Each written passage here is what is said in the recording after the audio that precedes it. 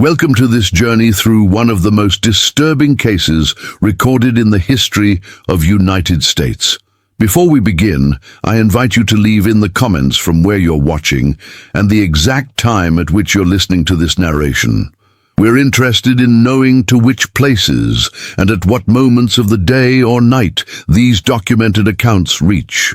The summer of 1844 was marked by an unspeakable dread that descended upon one of Charleston's most prominent households. The events I am about to relate have been pieced together from courthouse records, church registries, personal correspondence, newspaper clippings, and oral testimonies that survived long enough to be recorded by university researchers in the 1960s. What makes this account particularly disturbing is not the brutality or the bloodshed, though there was certainly enough of that, but rather the methodical patience with which vengeance was exacted. The Rutledge family estate stood 3 miles north of Charleston proper, nestled among the sprawling oak trees, draped with Spanish moss that seemed to whisper secrets when the coastal winds swept through. The main house, with its imposing columns and symmetrical wings, overlooked the Cooper River, where merchant ships would pass on their way to the bustling harbor. It was in this house that Sarah Elizabeth Rutledge, wife of prominent attorney William Harrison Rutledge, began to experience the first symptoms of what would later be described as a wasting malady of mysterious origin.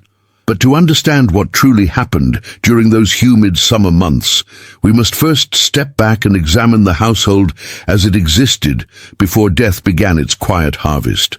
The Rutledge plantation, passed down through 4 generations, had amassed considerable wealth through rice cultivation and the labor of more than 70 enslaved individuals. William Harrison Rutledge had inherited the estate from his father at the age of 25 and had expanded both the property and its operations through shrewd business dealings and his connections within Charleston's elite society. Sarah Elizabeth Rutledge, born Sarah Elizabeth Baker, came from an equally prominent Charleston family. Their marriage in 1835 had been celebrated with one of the most lavish weddings the city had seen that decade, uniting 2 of the oldest families in the area. The union had produced 3 children, Thomas, age 8, Catherine, age 6, and infant James, born in January of 1844. To all outward appearances, the Rutledges embodied the pinnacle of antebellum Southern prosperity. The household staff consisted primarily of enslaved domestics who maintained the impeccable appearance of both the home and its inhabitants. Among them was Mary, a house servant who had been with the family since William's childhood, Richard, the stable master whose skill with horses was renowned throughout the county, Hannah, the children's nurse, and Martha, a young woman who had been purchased from a neighboring plantation 2 years prior to serve as Sarah's personal attendant. But it was Rebecca who held the most unusual position within the household hierarchy. Rebecca, who had been born into slavery on the Rutledge plantation approximately 40 years earlier, served as the family's midwife. The daughter of an enslaved woman from the Gula region who had knowledge of herbs and healing, Rebecca had assisted in the births of countless children, both on the plantation and occasionally in the homes of other wealthy families in the area. Her skills were so valued that William's father had permitted her to keep a small garden behind the kitchen house where she grew various medicinal plants. What was not widely known, however, was that Rebecca had also delivered William himself some 35 years earlier, had been present at the birth of each of his siblings, and had brought all 3 of his own children into the world. In a society rigidly stratified by race, Rebecca occupied that rare position of being simultaneously essential and invisible. She moved through the household with quiet efficiency, her presence so familiar that the Rutledges hardly registered it at all. The events that would ultimately shatter this household began innocuously enough in March of 1844, approximately 2 months after the birth of James, the Rutledges' youngest child. Sarah began to complain of fatigue, headaches, and occasional stomach discomfort. Initially dismissed as the natural consequences of childbirth, her symptoms gradually worsened as spring progressed. By early May, she had developed a peculiar pallor and had lost a noticeable amount of weight. Dr. Edward Thompson, the family physician who had attended the Rutledges for years, prescribed a tonic of iron and quinine, suspecting a case of malaria, which was not uncommon in the low-lying areas surrounding Charleston. The tonic provided no relief. If anything, Sarah's condition deteriorated more rapidly after she began taking it. Her once robust appetite diminished until she could barely manage a few spoonfuls of broth at each meal. Her strength ebbed so dramatically that by June she could no longer leave her bedchamber without assistance. The vibrant young woman who had previously managed the household with precision and grace became a ghost of herself, confined to a sickbed with the curtains drawn against the harsh summer light. Dr. Thompson visited with increasing frequency as the weeks passed. He applied leeches to draw out what he believed might be bad blood causing her illness. He administered various preparations of mercury, arsenic, and bismuth, standard treatments of the era. Nothing alleviated Sarah's suffering. In fact, each new treatment seemed to accelerate her decline. By early July, the entire household revolved around the sick room, with servants constantly rushing in and out with fresh linens, water, and whatever small amount of nourishment Sarah could tolerate. Throughout this ordeal, Rebecca remained in the background, occasionally preparing herbal teas that were said to settle the stomach or reduce fever. She moved silently through the house, observing everything while appearing to observe nothing at all. If anyone had been paying closer attention, they might have noticed that Rebecca always seemed to be present when Dr. Thompson discussed Sarah's condition with William, or when the kitchen staff prepared the invalid's meals. But in a household accustomed to treating enslaved individuals as furniture, present but unseen, no one remarked on Rebecca's quiet vigilance. On the morning of July 23, 1844, Sarah Elizabeth Rutledge died in her bed at the age of 29. The official cause of death was recorded as wasting illness of unknown origin, a frustratingly vague diagnosis that provided little closure for her grieving husband and motherless children. The funeral, held 2 days later at St. Michael's Episcopal Church in Charleston, was attended by nearly every prominent family in the city. Sarah was interred in the Rutledge family plot at Magnolia Cemetery, her grave marked by an angel in white marble imported from Italy. Life in the Rutledge household attempted to return to some semblance of normalcy following the funeral.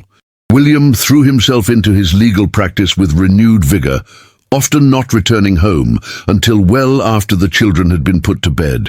Thomas and Catherine were primarily cared for by Hannah, their nurse, while baby James became the responsibility of Martha, who had previously served as Sarah's personal attendant. The house settled into the peculiar quiet that follows in the wake of tragedy, a silence that seems to have weight and substance. It was approximately 3 weeks after Sarah's funeral that William himself began to exhibit symptoms similar to those that had afflicted his wife. The headaches came first, followed by bouts of nausea and gradually increasing weakness.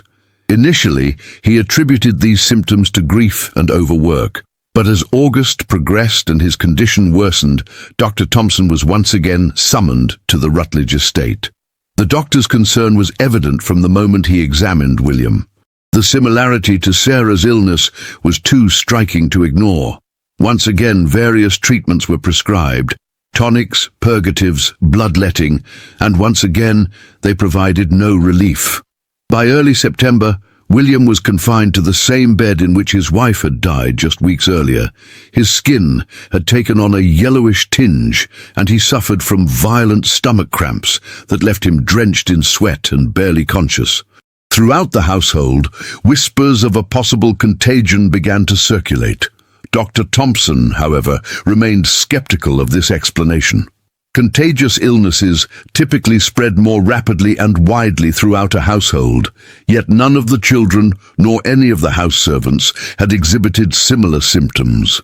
Something else was at work here, something more targeted and insidious. It was Martha, the young woman who had previously attended Sarah, who first voiced the suspicion that would eventually unravel everything. One evening in mid-September, as William's condition continued to deteriorate, she approached Richard, the stablemaster, with a troubling observation. "I've seen Rebecca adding something to the master's tea," she whispered, glancing nervously over her shoulder to ensure they were not overheard. "A powder that she keeps in a small cloth pouch tied at her waist. She does it when she thinks no one is watching." Richard initially dismissed Martha's concerns. Rebecca had been with the Rutledge family for decades. Her loyalty was beyond question. Besides, she was a healer, not a poisoner. It was natural that she would prepare medicinal teas for an ailing member of the household. But Martha was insistent. "It's the same tea she used to make for Mistress Sarah," she continued. "And I've seen her collecting leaves and roots from places beyond her garden, plants I've never seen her grow before." Reluctantly, Richard agreed to watch Rebecca more closely, though he did so mainly to appease Martha rather than out of any genuine suspicion. 3 days of observation, however, confirmed Martha's account. Rebecca was indeed adding an unknown substance to William's tea, a greyish powder that she carefully measured from a pouch kept hidden beneath her apron. Unsure of how to proceed, Richard finally approached Mary, the eldest of the house servants, and the one person whose judgment he trusted implicitly. Mary listened to his account without interruption, her expression betraying nothing.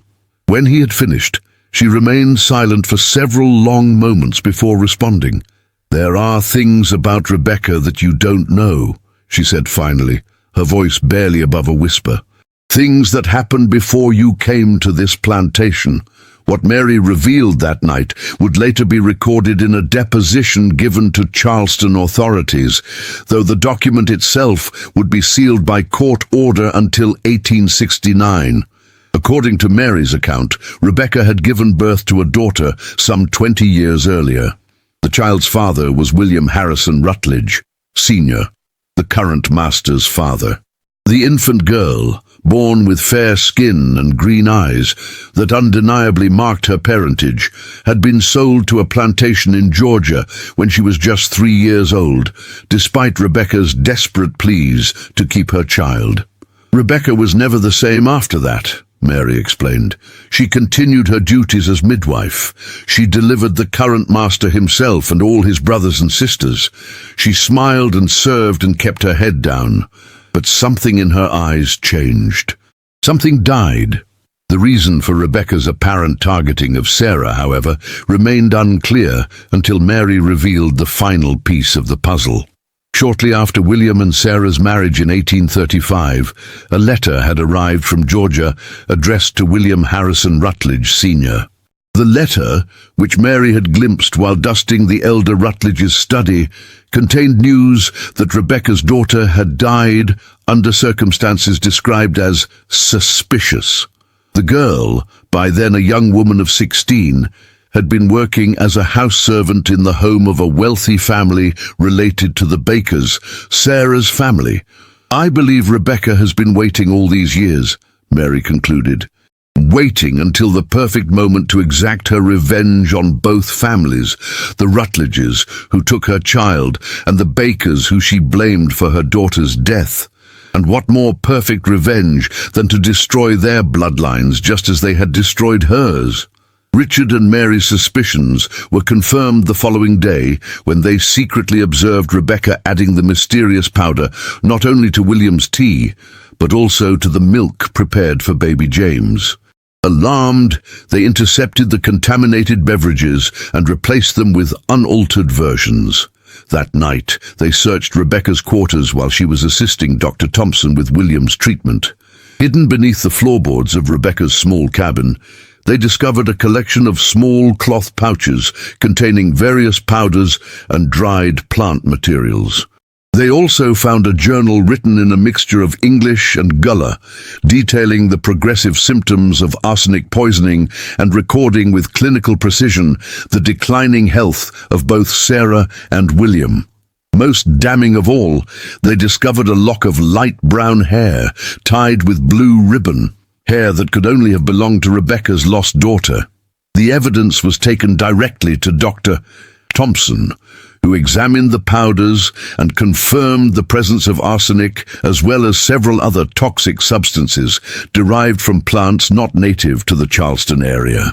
Armed with this evidence, authorities were summoned to the Rutledge plantation on the morning of September 20th, 1844.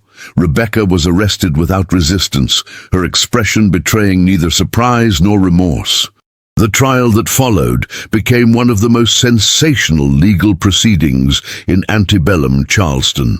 Held in October of 1844, it drew spectators from throughout the region. Rebecca, denied legal representation, as was typical for enslaved individuals accused of crimes against white citizens, stood silently as witnesses recounted the evidence against her. Dr. Thompson testified that William Rutledge was slowly recovering once the source of his poisoning had been removed. Martha and Richard described their observations of Rebecca's suspicious behavior.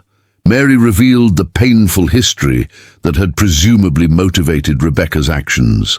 When asked if she wished to speak in her own defense, Rebecca broke her silence for the first and only time during the proceedings. Her words, recorded by the court clerk and preserved in the trial transcript, were as follows: "I brought them into this world. It was fitting that I should usher them out. What was taken from me cannot be restored. What I have taken cannot be undone. There is a balance in all things." The jury deliberated for less than an hour before delivering a guilty verdict. On November 2nd, 1844, Rebecca was executed by hanging in the yard of the Charleston workhouse, the first and only time that a female slave convicted of poisoning was publicly executed in the city. According to newspaper accounts, she maintained her composure until the very end, meeting her death with the same quiet dignity that had characterized her life. In the aftermath of the trial, William Harrison Rutledge made a remarkable recovery. Though he was never restored to his former robust health, he lived another 11 years, dying of pneumonia in 1855 at the age of 46. His 3 children survived to adulthood. Thomas eventually inherited the plantation, but sold it in 1871 to move to Baltimore. Catherine married a northern businessman and relocated to Philadelphia after the Civil War. James, the infant who had narrowly escaped poisoning, became a physician, perhaps influenced by his family's tragic history. The Rutledge plantation itself was eventually divided and sold off in parcels following the economic hardships of the Reconstruction era. The main house survived until 1894, when it was destroyed in a fire of unknown origin. Archaeological excavations conducted at the site in 1965 uncovered the foundations of the house as well as several smaller structures, including what was believed to be Rebecca's cabin. Among the artifacts recovered was a small blue glass bottle containing traces of what later analysis identified as arsenic, combined with several plant toxins. What makes this case particularly haunting is not merely the calculated nature of Rebecca's revenge, but the systems of power and oppression that created the conditions for such a tragedy. Rebecca, separated from her child and denied any legal recourse for the injustices inflicted upon her, found her power in the only realm available to her, the knowledge of herbs and medicines passed down through generations of women. The Rutledge poisoning case faded from public memory as the Civil War and its aftermath transformed the social and economic landscape of the South. It resurfaced briefly in 1962, when historian Margaret Johnston discovered the sealed court records while researching a book on antebellum Charleston. Her notes, deposited in the University of South Carolina archives, were subsequently lost during a building renovation in 1968. The documents themselves were reportedly destroyed in a courthouse fire the following year. All that remains now are fragments, a few newspaper accounts, entries in church death registers, passing references in personal correspondence from the period, and the oral histories collected by Johnston before her notes were lost. From these fragments, we have attempted to reconstruct this dark chapter in Charleston's history, one that speaks to the complex and often terrible relationships between the enslaved and their enslavers, between those who held power and those who found ways to subvert it. Today, the land where the Rutledge plantation once stood has been reclaimed by forest and underbrush. No marker indicates the site of the main house or the small cabin where Rebecca mixed her deadly potions. The graves of Sarah Elizabeth and William Harrison Rutledge can still be found in Magnolia Cemetery, their headstones weathered but legible. Rebecca's final resting place, like those of most enslaved individuals, remains unmarked and unknown. But according to local law, on certain nights when the moon is new and the Spanish moss hangs especially still in the humid air, visitors to the area have reported the scent of herbs on the breeze: rosemary, thyme, and something sharper, more metallic. Some claim to have heard the soft rustling of leaves being ground to powder, the quiet murmuring of a woman's voice reciting formulas in a language no longer spoken. And in the oldest families of Charleston, there persists an unspoken fear of certain teas, certain preparations, certain combinations of herbs that might, in the wrong hands, become instruments of a justice too long denied. In the years following Rebecca's execution, several other cases of suspected poisoning by enslaved individuals were reported throughout the Carolinas, though none were prosecuted as vigorously or documented as thoroughly as the Rutledge case. Perhaps most telling is an amendment to South Carolina law passed in 1846, specifically prohibiting enslaved people from growing or possessing certain plants known to have medicinal or toxic properties. The story of Rebecca and the Rutledge family serves as a chilling reminder that vengeance, when denied all other channels, may flow through the most intimate acts of daily life: the preparation of food and drink, the tending of the sick, the bringing forth of new life. It reminds us that power, no matter how absolute it may appear, is never complete, and that those deemed powerless often find and forge their own terrible weapons. As for Martha, the woman whose observations led to Rebecca's arrest, records indicate that she was sold to a plantation in Alabama in 1845, her fate, after that point, unknown. Richard remained at the Rutledge plantation until emancipation, after which he established a small livery stable in Charleston. Mary lived to see freedom as well, dying in 1872 at the estimated age of 85. In her final years, she reportedly refused to speak of Rebecca or the events of 1844, turning away whenever the subject was raised. Perhaps the most haunting aspect of this story is the question it leaves us with. In a system built on fundamental injustice, where can true justice ever be found? Rebecca's actions, while horrifying, emerged from a lifetime of suffering that few of us today can fully comprehend. The legal execution that ended her life represented the enforcement of laws designed to protect the very system that had destroyed her family. There are no heroes in this story, only victims of varying degrees, caught in the grinding machinery of an institution that corrupted everything it touched. The poisoned bloodline of the Rutledges and Bakers did not end with William's recovery. According to correspondence found in the 1880s, descendants of both families continued to suffer from mysterious ailments, often exhibiting symptoms similar to those experienced by Sarah and William. Medical knowledge of the time was insufficient to determine whether these later cases represented the ongoing effects of earlier poisoning, a genetic susceptibility to certain diseases, or perhaps the power of suggestion at work in families haunted by their own history. What we do know is that by 1900, both the Rutledge and Baker family lines had dwindled significantly, with many branches ending in childlessness or early death. Whether this represents the final fulfillment of Rebecca's curse, or simply the natural entropy of family lineages over time, is impossible to determine. But in the whispered stories passed down through generations of Charleston's oldest families, the name Rebecca still carries a weight of dread, a cautionary tale of vengeance that reaches beyond death itself to claim its due. The land where the Rutledge plantation once stood remains strangely resistant to development.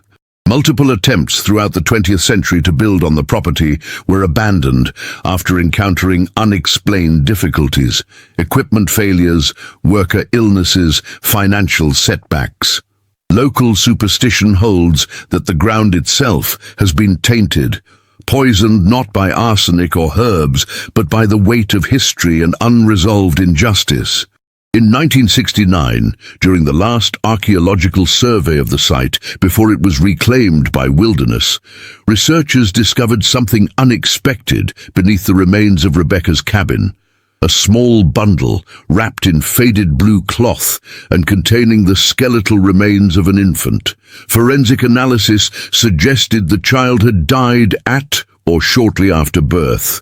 No record exists of Rebecca having a second child, and the age of the remains indicated burial sometime around 1824 or 1825, years before the events that would later unfold. Was this another loss that fueled Rebecca's decades-long quest for vengeance? Another child taken from her, this time by natural causes rather than human cruelty.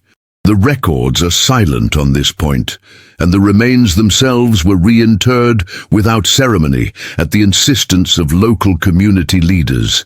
And so the story of the enslaved midwife who poisoned her mistress's bloodline enters the realm of history and folklore, a dark thread in the complex tapestry of America's past. It reminds us that beneath the romantic vision of the antebellum South portrayed in books and films lies a reality far more complex and disturbing, a reality in which power and resistance, love and hate, life and death were intimately intertwined in ways that continue to haunt us to this day. If you find yourself in Charleston, walking the historic streets or visiting the old cemeteries where generations of the city's elite lie buried in ornate tombs, listen carefully to the stories told by tour guides and local historians. You may hear sanitized versions of Rebecca's story, often presented as a cautionary tale about the dangers faced by the plantation aristocracy. What you are less likely to hear is the fuller truth, that Rebecca's actions, however terrible, represented one woman's desperate attempt to balance scales that the society of her time had deliberately weighted against her. In the end, perhaps the most fitting memorial to Rebecca and her victims is not a monument or a marker, but the uneasy silence that still surrounds certain aspects of our shared past. A silence that, when broken, reveals stories we are still struggling to fully hear and understand. Like poison working its way through a bloodline, the effects of our history continue to manifest in ways both visible and invisible, challenging us to confront the complex legacy of those who came before us and the systems they created and resisted.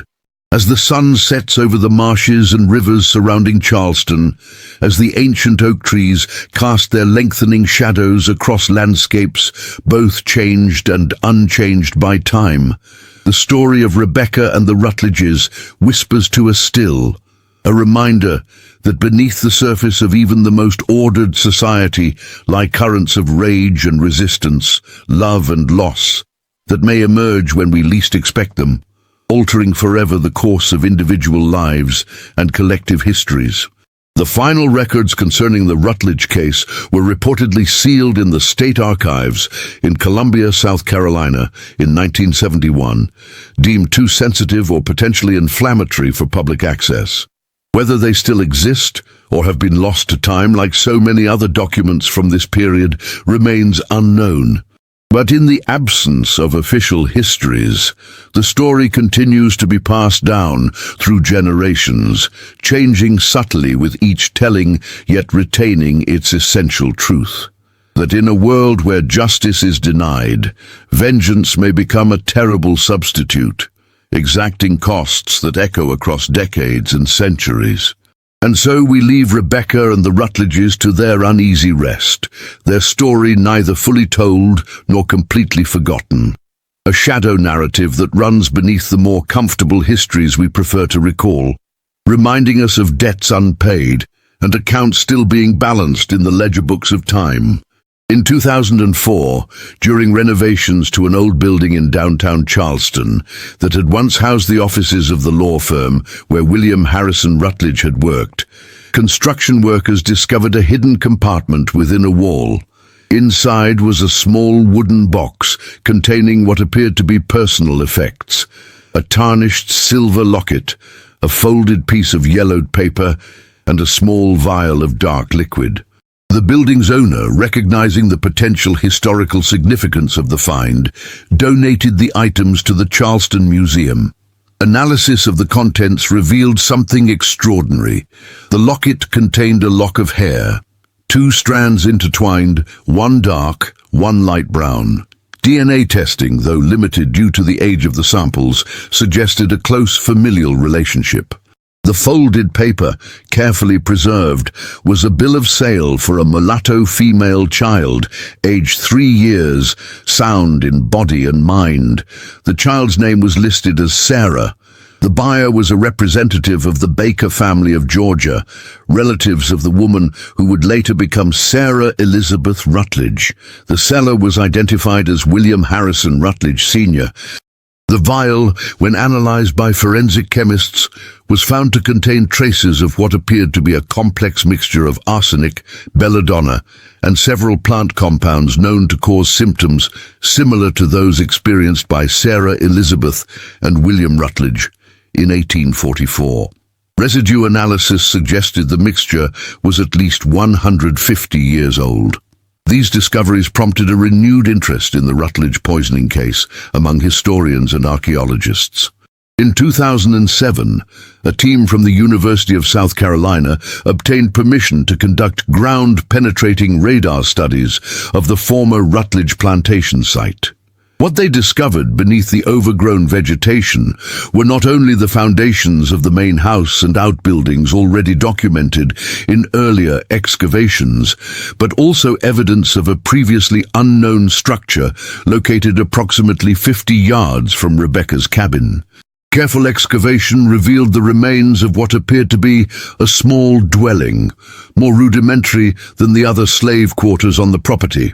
Carbon dating of artifacts found at the site suggested it had been occupied sometime between 1820 and 1825, the period when, according to the fragmentary historical record, Rebecca would have been pregnant with and given birth to her daughter. Most significant among the findings was a small clay pot buried beneath the packed earth floor. Inside the pot were several items: a child's tooth wrapped in cloth, 3 glass beads of European manufacture, and a small wooden doll with features carved in a style consistent with West African traditions. Anthropologists familiar with Gula Geechee cultural practices identified these items as consistent with protective charms often created for children. These discoveries provided a more nuanced understanding of Rebecca's life before the events that would lead to her execution.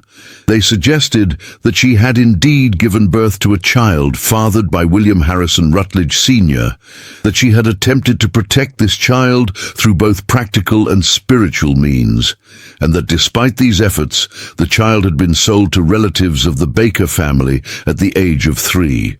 Further research in previously unexplored archives brought to light a series of letters exchanged between members of the Baker family in Georgia and their relatives in Charleston during the years 1840 to 1843.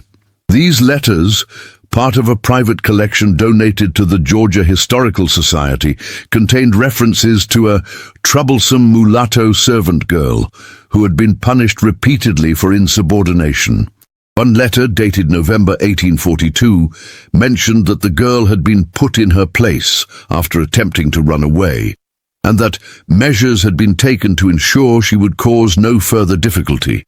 The final letter in the series, dated January 1843, noted simply that the problem had been permanently resolved and that the writer was seeking a replacement house servant.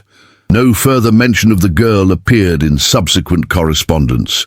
This timing aligns precisely with Mary's testimony that news of Rebecca's daughter's death under suspicious circumstances had reached Charleston shortly before William and Sarah's wedding in 1835. These discoveries paint a more complete picture of the events that may have motivated Rebecca's actions.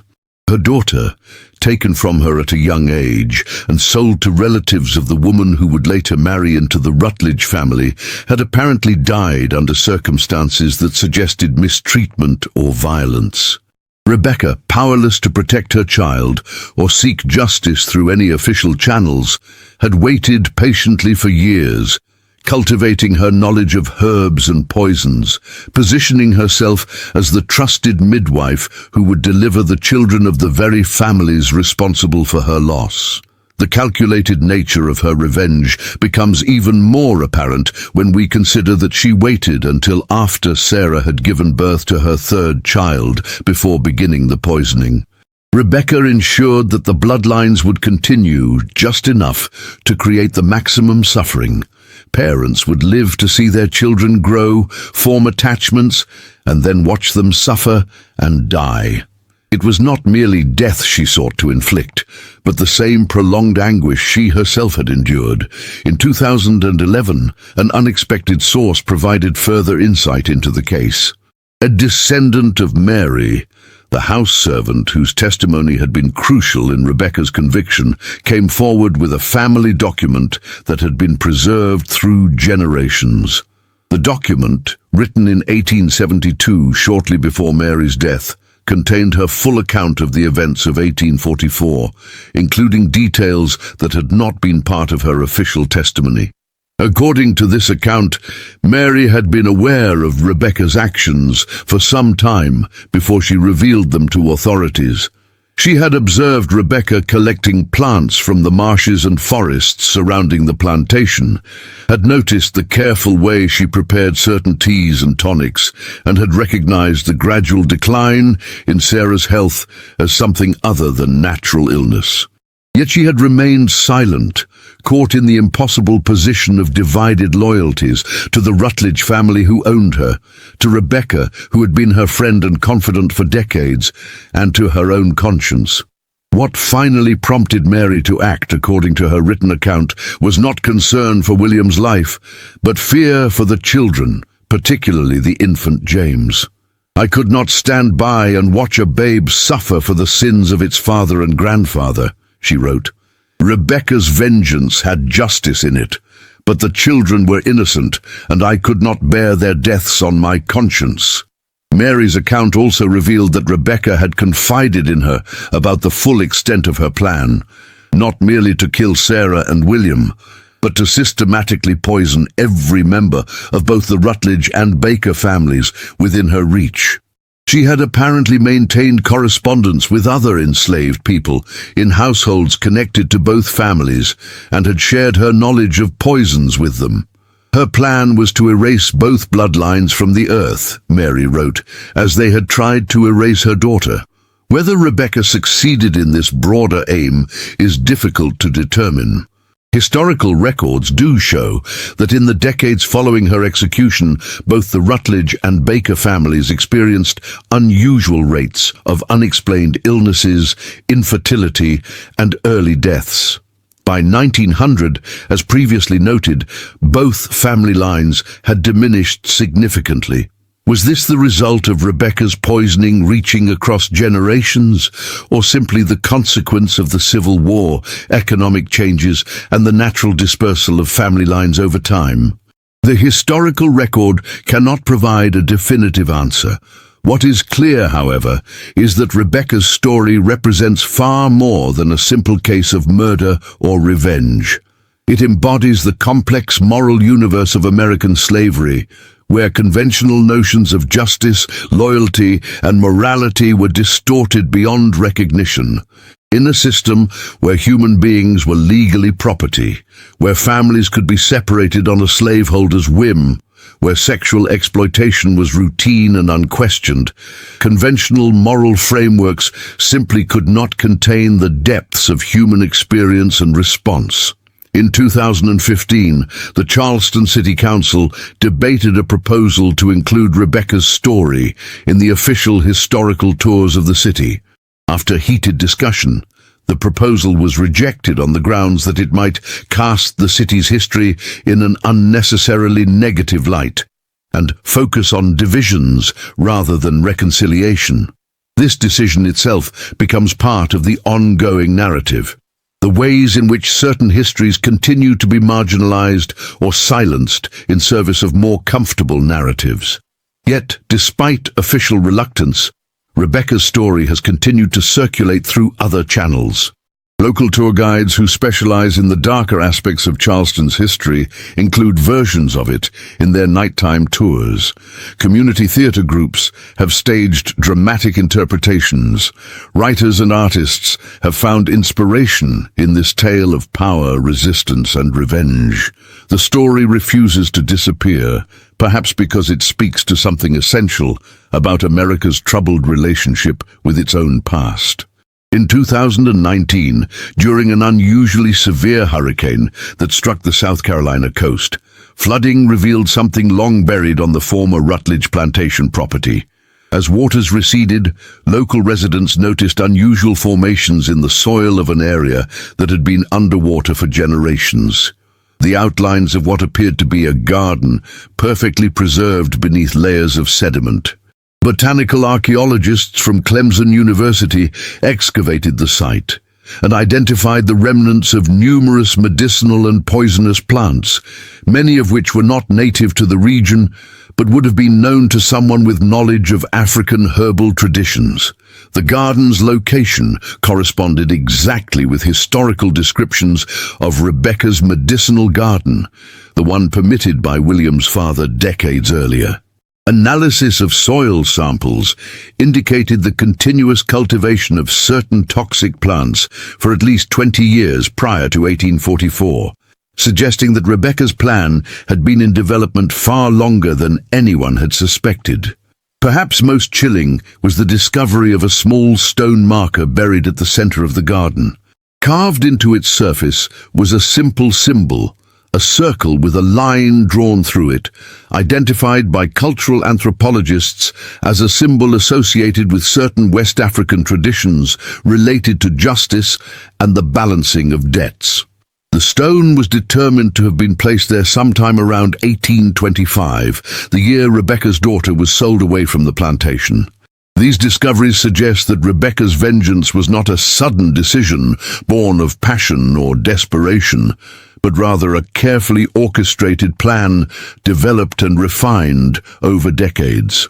She had cultivated both her plants and her patience, waiting for the perfect moment to exact a revenge that would mirror the suffering she had endured, the slow, agonizing loss of family, the helplessness of watching loved ones suffer without the power to intervene. Medical researchers reviewing the case in light of modern understanding of toxicology have noted that the combination of substances Rebecca apparently used, arsenic, belladonna, and certain plant toxins, would have created symptoms that mimicked natural illnesses common in the region. The gradual administration of these poisons would have resulted in accumulation in the victims' bodies, leading to increasingly severe symptoms that would confound physicians of the era. The precision with which these poisons were administered suggests not just knowledge of their effects, but careful calculation of dosages, knowledge that Rebecca may have refined through observation and experimentation over many years. The question that haunts this narrative and that continues to resonate with contemporary audiences is not whether Rebecca's actions were right or wrong by conventional moral standards. Few would argue that the poisoning of others, including those who had not directly harmed her, could be justified. Rather, the question is what justice could possibly mean in a context where all conventional avenues for redress were systematically denied. In a legal system designed to protect the property rights of slaveholders above all else, in a society that refused to recognize the humanity of enslaved people, in a world where a mother could have her child taken from her and sold like livestock, what form could justice possibly take? Rebecca's terrible answer to that question continues to disturb us precisely because it forces us to confront the moral bankruptcy of the system that produced it. In 2022, a descendant of the Rutledge family, now living in Massachusetts, came forward with additional family documents that had been preserved through generations. Among these was a journal kept by Catherine Rutledge, the middle child who had been 6 years old at the time of her mother's death. The journal, begun when Catherine was a young woman and continued throughout her life, contained reflections on her childhood memories and the story she had later been told about the events of 1844. Catherine's account adds yet another layer to this complex narrative. She recalled Rebecca as a constant, reassuring presence in her early childhood, the woman who had delivered her, who had tended her through childhood illnesses, who had taught her about the plants in the garden. She described feelings of confusion and betrayal upon learning that this same woman had poisoned her mother and attempted to kill her father and infant brother. Yet as Catherine matured and learned more about the full context of these events, her perspective evolved. Later entries in the journal reveal that she had discovered the truth about Rebecca's daughter and the role her own maternal relatives had played in the girl's death. She wrote of struggling to reconcile her grief for her mother with her growing understanding of Rebecca's loss and rage. In one particularly poignant entry, dated 1871, Catherine wrote, "I find myself in the impossible position of mourning both my mother and the woman who took her from me. For I cannot help but wonder, had our positions been reversed, what I might have done had my own child been torn from my arms and later destroyed by the very people who claimed the right to own her. There is no resolution to this terrible equation, no balancing of these scales." Catherine's journal reveals that her decision to move north after the Civil War was motivated in part by her desire to distance herself from the legacy of slavery and the moral complexities it had created. She never had children of her own, a choice she explicitly connected to her fear that the poison in our bloodlines runs deeper than any substance Rebecca might have administered. It is the poison of a system that corrupted everything it touched. Thomas Rutledge, the eldest child, took a different path. After selling the plantation in 1871, he maintained correspondence with several former slaves who had worked on the property, including Richard the stablemaster.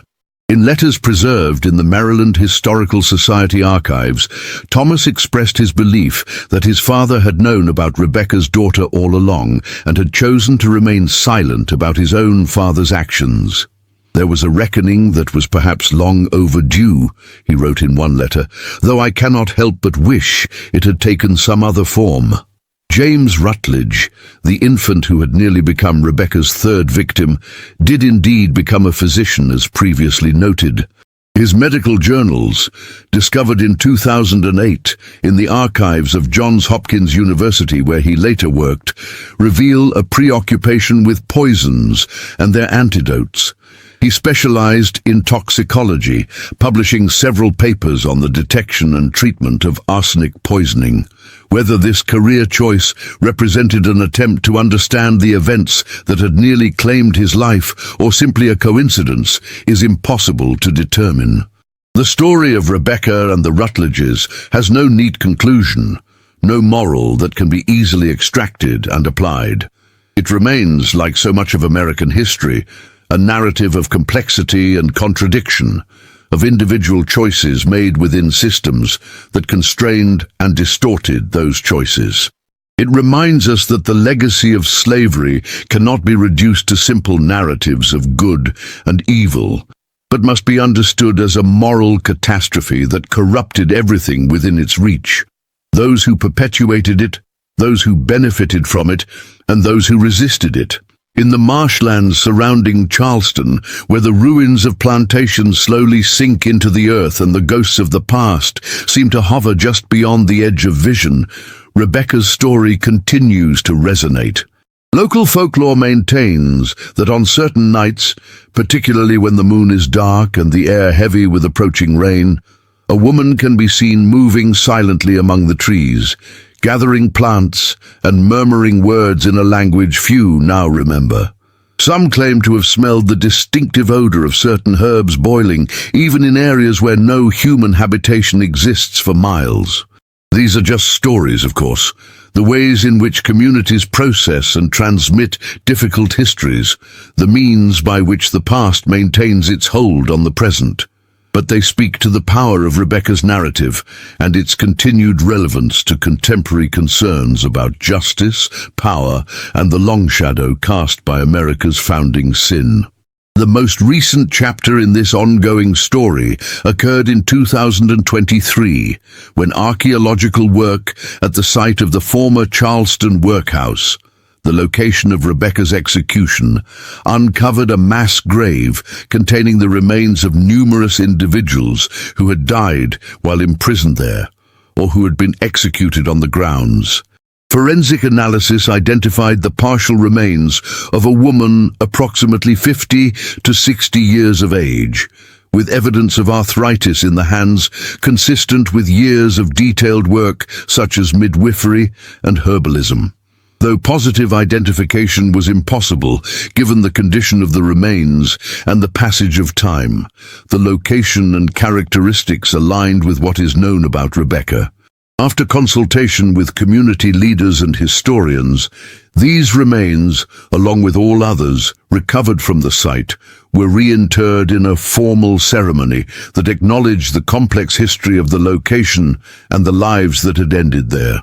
The memorial service, attended by descendants of both enslaved people and slaveholders from the region, represented a small step toward the kind of reckoning with history that Rebecca's story demands. As we conclude this account, we are left with questions rather than answers.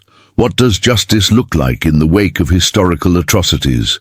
How do we balance the need to understand the full complexity of the past with the desire for narratives that allow for healing and reconciliation? What debts remain unpaid? What accounts remain unbalanced in the ledger books of history?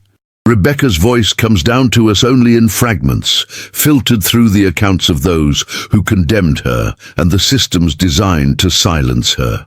Yet the power of her story persists, forcing us to confront uncomfortable truths about American history and identity. In her final statement before the court, "I brought them into this world. It was fitting that I should usher them out. What was taken from me cannot be restored. What I have taken cannot be undone." There is a balance in all things. We hear not just the voice of one woman driven to terrible acts by unbearable loss, but an indictment of a society that created the conditions for such tragedy. The poisoned bloodline that forms the center of this narrative extends beyond the biological descendants of the Rutledge and Baker families. It reaches into our present, into the persistent inequalities and unresolved traumas that continue to shape American society. Rebecca's story asks us to consider what poisons might still be working their way through our collective body, what antidotes might yet be discovered, and what true healing might require. As night falls over Charleston, as the ancient oak trees cast their shadows across landscapes, both changed and unchanged by time, Rebecca's presence lingers, not as a simple villain or victim, but as a complex human being caught in and responding to inhuman circumstances. Her story whispers to us still, demanding to be heard in its full complexity, refusing the comfort of easy judgment or convenient forgetting. In the end, perhaps the most fitting memorial to Rebecca and all those caught in the web of tragedy surrounding her is not a monument or a marker, but the ongoing work of confronting our shared past with courage and honesty. For only by acknowledging the full weight of history, its complexities, its contradictions, its unresolved debts, can we begin to imagine a future where the poisoned bloodlines of our national origins might finally be healed.